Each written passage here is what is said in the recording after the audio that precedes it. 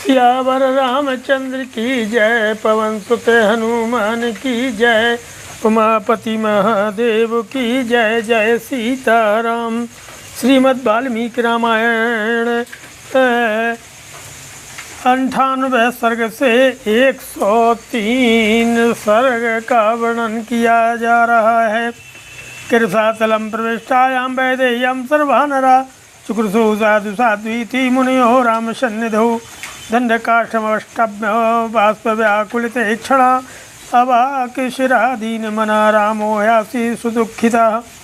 सरुदित्वा चिरं कालं बहुशो बाष्पमुत्सृजन्, क्रोधशोकसमाविष्टो रामो वचनमब्रवीत्। अभूतपूर्वं शोकं मे मनः स्पष्टुमिवेक्षति, पश्यतो मे यथा नष्टा सीता श्रीरूपिणी। सा दर्शनं पुरा सीता लंकां पारे महोदधे, ततश्चापि मया नीता किं पुनर्वसुधातलात्।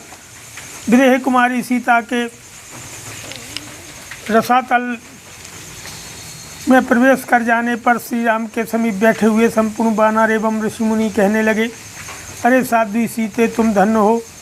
किंतु स्वयं भगवान श्री राम बहुत दुखी हुए, उनका मन उदास हो गया और वे गूलर के डंडे का सहारा लिए खड़े हो सिर झुकाए नेत्रों से आंसू बहाने लगे।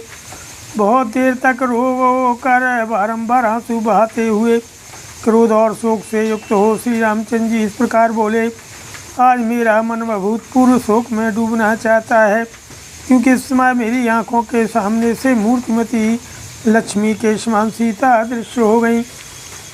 पहली बार सीता समुद्र के उस पार लंका में जाकर मेरी आँखों से ओझल हुई थी, किंतु जब मैं वहाँ से भी उन्हें लौटा लाया तब पृथ्वी के भीतर से ले आना कौन बड़ी बात है। तिपस्दे देवी भवति सीता निर्वात्यतां मम, दर्शयिष्यामि वारोषं यथा माम् अवगच्छसि। कामं तत्सूर्ममैव त्वं तत्सकाशात् तु मैथिली, कर्षताफालहस्तेन जनकेनोद्धृता पुरा। तस्मान्नर्यात्यतां सीता विवरं वा प्रयच्छ मे, पाताले नाकपृष्ठे वा वशेयं सहितस्तया। आनय त्वं हि सीतां मत्तोऽहं मैथिली कृते, न मे दास्यसि चेत् सीतां यथा रूपं महीतले। सपर्वतवनं कृष्णां विधमिष्यामि ते स्थितं, नाशयिष्याम्यहं भूमिं सर्वमापो भवन्तु योः। एवं ब्रह्माणे काकुत्स्थे क्रोधशोकशमन्नुते, ब्रह्मासुरगणैः सार्धम् उवाच रघुनन्दनं। राम राम न संतापं कर्तुमर्हसि सुब्रतो, स्मर्त्वं पूर्वकं भावं मन्त्रं च मित्रकर्षणो। न खलु त्वां महाबाहो स्मारयेयमनुत्तमम्, इमं मुहूर्तं दुर्धर्षं स्मर्त्वं जन्म वैष्णवम्। सीता हि विमला साध्वी तव पूर्वपरायणा, नागलोकं सुखं प्रायात् त्वदाश्रयतो बलत्वयतो बलात्। स्वर्गे ते संगमो भूयो भविष्यति न संशयः, अस्यास्तु परीषन्मध्ये यद्ब्रवीमि विबोधिततो। एतदेव हि काव्यं ते काव्यनामुत्तमं श्रुतं, सर्वं विस्तरतो रामो व्याख्यास्यति न संशयः। जनप्रवृत्ति ते वीरो सुखदुःखोपसेवनं, भविष्यदुत्तरं चेहो सर्वं वाल्मीकिना कृतम्। आदिकाव्यमिदं रामो त्वयि सर्वं प्रतिष्ठितं, नैयन्यवर्हति काव्यानां यशो भाग्यराघवाधृते। श्रुतं ते पूर्वमेतद्धि मया सर्वं सुरैषः, दिव्यमद्भुतरूपं च सत्यवाक्यमनावृतं। शतं पुरुषार्दूलो धर्मेण सुसमाहिता, शेखं भविष्यं काकुत्स्थो काव्यं रामायणं शृणु। उत्तरं नाम काव्यस्य शेषमत्र महायशः, तत्शृणुस्तु महातेजो ऋषि शार्धमुत्तमम्। यो के कर वे पृथ्वी से बोले, पूजनीय भगवती वसुंधरे, मुझे सीता को लौटा दो, अन्यथा मैं अपना क्रोध दिखाऊंगा। मेरा प्रभाव कैसा है तुम जानती हो। हे देवी, वास्तव में तुम ही मेरी सास हो। राजा जनक के हाथ में फाल लिए तुम्ही को जोत रहे थे, जिससे तुम्हारे भीतर से सीता का प्रादुर्भाव हुआ। अतः या तो तुम सीता को लौटा दो अथवा मेरे लिए भी अपनी गोद में जगह दो, क्योंकि पाताल हो या स्वर्ग में सीता के साथ ही रहूँगा। तुम मेरी सीता को लाओ, मैं मिथिलेश कुमारी के लिए मतवाला हो गया हूँ। यदि इस पृथ्वी पर तुम उसी रूप में सीता को मुझे लौटा नहीं दोगी तो मैं पर्वत और वन सहित तुम्हारी स्थिति को नष्ट कर दूंगा, सारी भूमि का विनाश कर डालूंगा, फिर भले ही सब कुछ जलमय ही हो जाए। श्री रघुनाथ जी जब क्रोध और शोक से युक्त हो इस प्रकार की बातें कहने लगे, तब देवताओं सहित ब्रह्मा जी ने उन रकुल नंदन श्री राम से कहा, उत्तम व्रत का पालन करने वाले श्री राम, आप मन में संताप न करें, सत्यसूदन अपने पूर्व स्वरूप का स्मरण करें। हे महाबाहो, मैं आपको आपके परम उत्तम स्वरूप का स्मरण नहीं दिला पा रहा हूँ। हे दुर्धर्ष वीर, केवल यह अनुरोध कर रहा हूँ कि इस समय आप ध्यान के द्वारा अपने वैष्णव स्वरूप का स्मरण करें। साध्वी सीता सर्वथा शुद्ध हैं, वे पहले से ही आपके ही प्रायण रहती हैं। आपका आश्रय लेना ही उनका तपोबल है, उसके द्वारा वे सुखपूर्वक नागलोक के बहाने आपके परम धाम में चली गई हैं। अब पुनः साकेत धाम में आपकी उनसे भेंट होगी, इसमें संदेह नहीं है। अब इस सभा में मैं आपसे जो कुछ कहना चाहता हूँ उस पर ध्यान दीजिए। आपके चरित्र से संबंध रखने वाला यह काव्य जिसे आपने सुना है सब काव्यों में उत्तम है। श्री राम यह आपके सारे जीवन वृत्त का विस्तार से ज्ञान कराएगा, इसमें संदेह नहीं है। अरे वीर, आविर्भाव काल से ही जो आपके द्वारा सुख दुखों का स्वेच्छा से सेवन हुआ है, उसका तथा सीता के अंतर ध्यान होने के बाद जो भविष्य में होने वाली बातें हैं उनका भी महर्षि वाल्मीकि ने इसमें पूर्ण रूप से वर्णन कर दिया है। हे श्री राम, यह आदि काव्य है, इस संपूर्ण काव्य की आधारशिला आप ही हैं। आपके ही जीवन वृत्तांत को लेकर इस काव्य की रचना हुई है। रकुल की शोभा बढ़ाने वाले आपके सिवा दूसरा कोई ऐसा यशस्वी पुरुष नहीं है जो काव्यों का नायक होने का अधिकारी हो। देवताओं के साथ मैंने पहले आपसे संबंधित संपूर्ण काव्य का श्रवण किया है। यह दिव्य और अद्भुत है, इसमें कोई भी बात छिपाई नहीं गई है, इसमें कही गई सारी बातें सत्य हैं।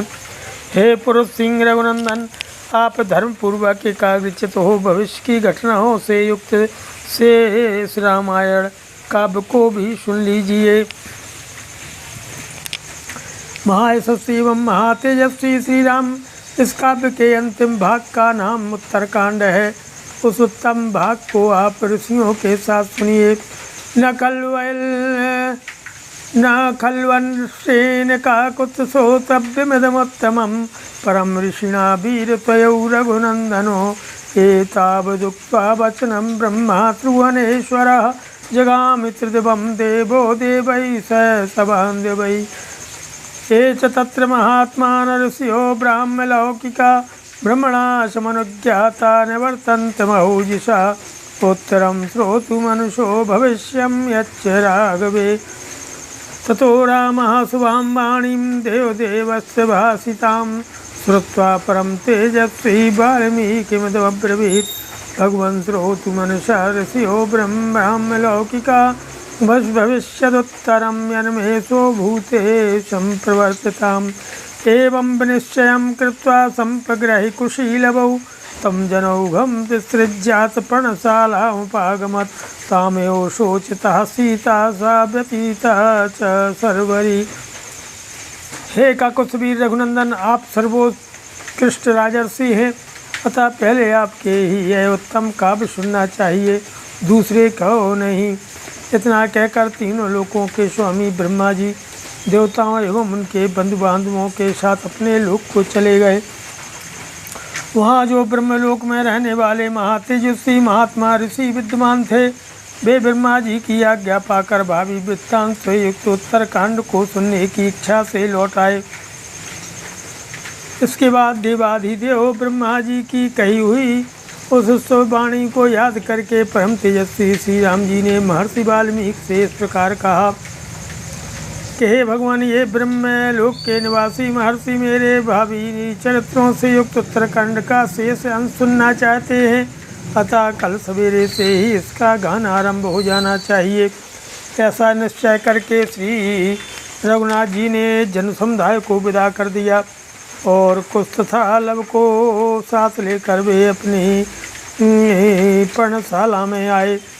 को वहाँ सीता का ही चिंतन करते करते उन्होंने रात व्यतीत की। अतेको न सततमः सर्गः रयन्यां तु प्रभातायां शमानि महामुनीन् गीयतां विशङ्काभ्यां रामः पुत्रवाचः। ततः समुपविष्टेषु महर्षिषु महात्मसु भवेष्वत्तरं काव्यं जगतुस्थौ कुशीलवौ। प्रविष्टायां तु सीतायां भूतलं सत्यसम्पदा तस्यावसाने यज्ञस्व रामः परं दुर्मनः।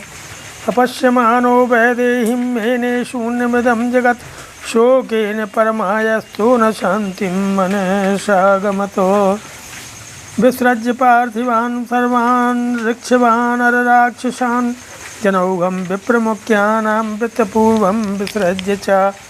एवं समाप्य यज्ञं तु विधिवत् स राघवो ततो विसृज्य तान् सर्वान् रामो राजीवलोचनः। हृदि कृत्वा सुधा तदा सीतामयोध्यां प्रविश्य इष्टयज्ञो नरपतिः पुत्रद्वयसमन्वितः। स सीताया परां भार्यां बभ्रे स रघुनन्दनो यज्ञे यज्ञे च पत्न्यर्थं जानकी कांचनी भवतो। रात बीतने पर जब सवेरा हुआ तब श्री रामचंद्र जी ने बड़े बड़े मुनियों को बुलाकर अपने दोनों पुत्रों से कहा, अब तुम निशंक होकर शेष रामायण का गाना आरंभ करो। महात्मा महर्षियों के यथास्थान बैठ जाने पर कुश और लव ने भगवान के भविष्य जीवन से संबंध रखने वाले उत्तरकांड का जोश महाकाव्य का एक अंश था गान आरंभ किया। इधर अपनी सत्यरूप संपत्ति के बल से सीता जी के रसातल में प्रवेश कर जाने पर उस यज्ञ के अंत में भगवान श्री राम का मन बहुत दुखी हुआ। विदेह कुमारी को न देखने से उन्हें सारा संसार सूना जान पड़ने लगा। शोक से विधित होने के कारण उनके मन को शांति नहीं मिली। इसके बाद श्री रघुनाथ जी ने सब राजाओं को, रीछों, वानरों, राक्षसों को, जन समुदाय को तथा मुख्य ब्राह्मणों को भी धन देकर विदा किया। इस प्रकार विधिपूर्वक यज्ञ को समाप्त करके कमलनयन श्री राम ने सबको विदा करने के बाद उस समय सीता का मन ही मन स्मरण करते हुए अयोध्या में प्रवेश किया। यज्ञ पूरा करके रघुकुल नंदन राजा श्री राम अपने दोनों पुत्रों के साथ रहने लगे। उन्होंने सीता के सिवा दूसरी किसी स्त्री से विवाह नहीं किया। प्रत्येक यज्ञ में जब जब धर्मपत्नी की आवश्यकता होती श्री रघुनाथ जी सीता की स्वर्णमयी प्रतिमा बनवा लिया करते थे। 10 वर्ष सहस्राणि बाजी मेधान था करोत् वाजपेयान 10 गुणान तथा बहुस्वर्णकान् अग्निष्टामातिरात्राभ्यां घोषवैश्च महादनैः ये कृतुभ्रन्नैश्च सा श्रीमानाप्ते दक्षिणैः। एवं सकालः सुमान् राज्यस्तस्य महात्मनः धर्मे प्रियतमानस्य वतीयात् राघवस्य च रक्षमाणरक्षांसि सुता रामस्य शासने अनुरञ्जन्ति राजानो अन्यानि राघवम्। काले वर्षति पर्जन्यः सुभिक्षं विमलादिशः हृष्टपुष्टजनाकीर्णं पुरं जनपदास्तथा न काले म्रियते कश्चिन् व्याधिः प्राणनां तथा नानर्थो विदिते कश्चिद् रामे राज्यं प्रशासति। अथ दीर्घस्य कालस्य राम माता यशस्विनी पुत्रपौत्रैः परिवृता कालधर्ममुपागमत्। अनभियाय सुमित्रा च कैकेयी च यशस्विनी धर्मं कृत्वा बहुविधं त्रिदेवे परिवस्थिता। सर्वा प्रवृत्ता स्वर्गे राजा दशरथेन च समागता महाभागा सर्वधर्मचालेभिरे। तासां रामो महादानं काले काले प्रयच्छति मातॄणां विशेषेण ब्राह्मणेषु तपस्विषु पितॄणानि ब्रह्मरत्नानि यज्ञानपरं दुस्तरान् चकार रामो धर्मात्मा पितरं देवान् विवर्धयन् एवं वर्षसहस्राणि बहून्यतियुः सुखं यज्ञै बहुविधं धर्मं वर्धयानश्च सर्वदा। उन्होंने 10,000 वर्षों तक यज्ञ किए और कितने ही अश्वमेध यज्ञों से 10 गुने वाजपेयी यज्ञों का अनुष्ठान किया। इसमें असंख्य स्वर्ण मुद्राओं की दक्षिणाएँ दी गई थीं। श्रीमान राम ने पर्याप्त दक्षिणा से युक्त अग्निष्टोम अतिगरात्र गोत्सव तथा अन्य बड़े बड़े यज्ञों का अनुष्ठान किया। इसमें अपार धनराशि खर्च की गई। इस प्रकार राज्य करते हुए महात्मा भगवान श्री रघुनाथ जी का बहुत बड़ा समय धर्म पालन के प्रयत्न में ही बीता। वीष वानर राक्षस भी श्री राम की आज्ञा के अधीन रहते थे। भूमंडल के सभी राजा प्रतिदिन रघुनाथ जी को प्रसन्न रखते थे। श्री राम के राज्य में मेघ बराबर वर्षा करते थे। सदा सुकाल ही रहता था, कभी अकाल नहीं पड़ता था। संपूर्ण समय प्रसन्न दिखाई देती थी तथा नगर और जनपद हृष्ट-पुष्ट मनुष्यों से भरे रहते थे। श्री राम के राज्य शासन करते समय किसी की अकाल मृत्यु नहीं होती थी। प्राणियों को कोई रोग नहीं सताता था और संसार में कोई उपद्रव खड़ा नहीं होता था। इसके बाद दीर्घकाल व्यतीत होने पर पुत्र पौत्रों से घिरी हुई परमेश्वर श्री राम माता कौशल्या काल धर्म को प्राप्त हुई। सुमित्रा और शस्त्री के कई ने भी उन्हीं के पथ का अनुसरण किया। ये सभी रानियाँ जीवन काल में नाना प्रकार के धर्म का अनुष्ठान करके अंत में साकेत धाम को प्राप्त हुई और बड़ी प्रसन्नता के साथ महाराजा दशरथ से मिली। उन महाभागा रानियों को सब धर्मों का पूरा पूरा फल प्राप्त हुआ। श्री रघुनाथ जी समय समय पर अपनी सभी माताओं के निमित्त बिना किसी भेदभाव के तपस्वी ब्राह्मणों को बड़े बड़े दान दिया करते थे। धर्मात्मा श्री राम श्राद्ध में उपयोगी उत्तमोत्तम वस्तु में ब्राह्मण को देते था। पितरों और देवताओं को संतुष्ट करने के लिए बड़े बड़े दुस्तर यज्ञों का अनुष्ठान करते थे। इस प्रकार यज्ञों के द्वारा सर्वदा धर्मों का पालन करते हुए श्री रघुनाथ जी के कई हजार वर्ष सुखपूर्वक बीत गए। अथ शततमः सर्गः कश्चित् त्वत् कालस्य युधाजित केकयो नृपोः स्वगुरुं प्रेषयामासो राघवाय महात्मने गार्ग्यमङ्गिरसः पुत्रं ब्रह्मर्षिमतप्रभं दशचास्तु सहस्राणि प्रीतिदानमनुत्तमं कमलानि च रत्नानि चित्रवस्त्रमयोत्तमम्। कुछ काल के बाद कैकय देश के राजा युधाजित ने अपने पुरोहित अमित तेजस्वी ब्रह्मर्षि गार्ग्य को, जो अंगिरा के पुत्र थे, महात्मा श्री रघुनाथ जी के पास भेजा। उनके साथ श्री रामचंद्र जी को परम उत्तम प्रेमोपहार के रूप में अर्पण करने के लिए उन्होंने 10,000 घोड़े, बहुत से कंबल, नाना प्रकार के रत्न विचित्र विचित्र सुंदर वस्त्र मनोहर आभूषण भी दिए थे। श्रुत्वा तु राघवो धीमान महर्षि गार्ग्यमागतं मातुलस्या सुपतिनः प्रीतं तन्महाधनम् प्रत्युद्गम्य चकाकुत्सा क्रोशमात्रं शानुजः गार्ग्यं सम्पूजयामास यथाशक्तो बृहस्पतिं तदा सम्पूजितं ऋषिं तदधानं प्रतिगृह्य च दृष्ट्वा प्रतिपदं सर्वं कुशलं मातुलश्च उपवेष्टं महाभागं रामः पृष्ठुं प्रचक्रमे किमाह मातुलो वाक्यं यदर्थं भगवानयोः प्राप्तो वाक्यविदां श्रेष्ठः साक्षादेव बृहस्पतिः रामस्य भाषितं श्रुत्वा महर्षिः कार्यविस्तरं वक्तुमद्भुतसङ्काशं राघवायोपचक्रमे मातुलस्य महाबाहो वाक्यमाह नरर्षभो युधाजितप्रीतिसंयुक्तं श्रूयतां यदि रोचते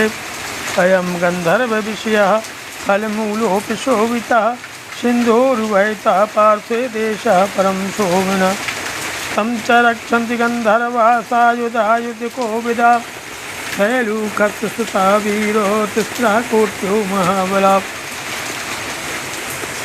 तान पुनर्जत्य काकुत्स्व गंधर्व नगरम शुभम विवेशय महाबाहो स्वे पुरेषु समाहिते अन्यश्चानागतस्तत्र देशः परम शोभना रोचितां ते महाबाहो नाहं त्वामहितं वदे।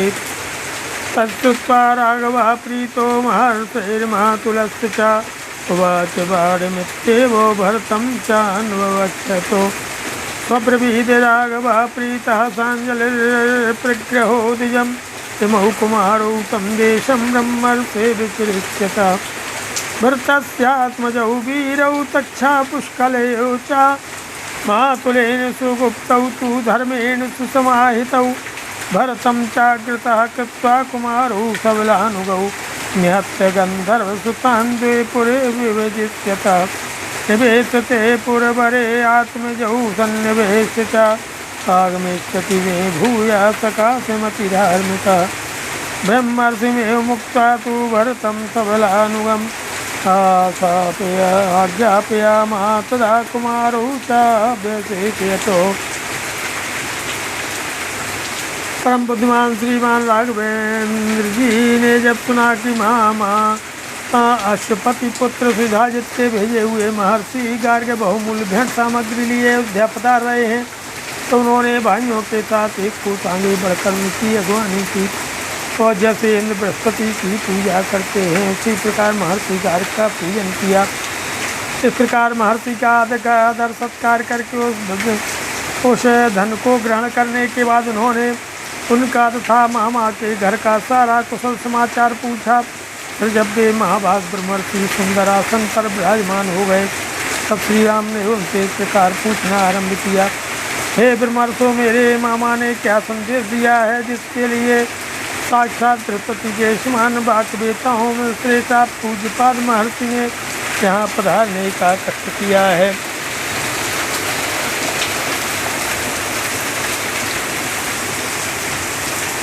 श्री राम का ये वचन सुनकर के महर्षि ने उनसे अद्भुत कार्य विस्तार का वर्णन आरंभ किया।